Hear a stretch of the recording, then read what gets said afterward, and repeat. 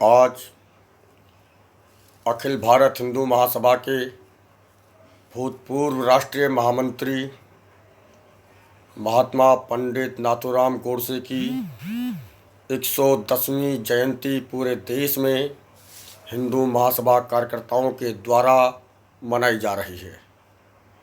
Lockdown है, इसलिए सभी कार्यकर्ता और पदाधिकारी अपने अपने घरों में नाथूराम गोडसे को श्रद्धांजलि अर्पित कर रहे हैं।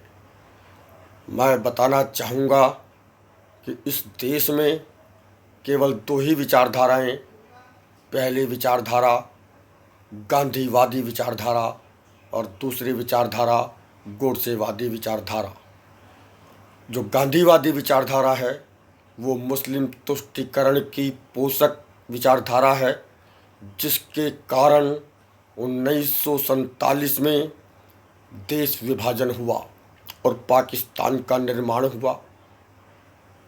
लेकिन पाकिस्तान के निर्माण के बावजूद गांधीवादी विचारधारा के माध्यम से भारत की भूमि पर मुस्लिम तुष्टीकरण की विचारधारा को पाला गया, पोसा गया, जिसके कारण आज हमारा भारत देश गृह युद्ध की कगार पर पहुंच रहा है।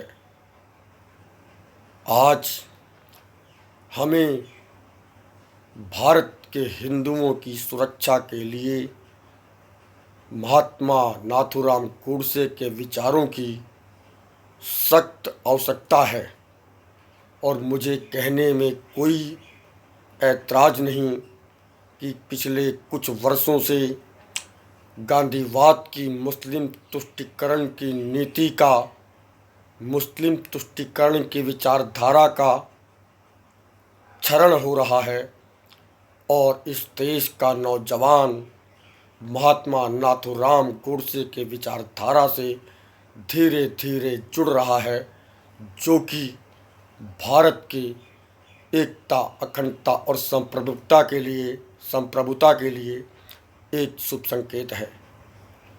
महात्मा नाथूराम गोडसे का एक ऋण है हमारे ऊपर, वो है उनकी अंतिम इच्छा।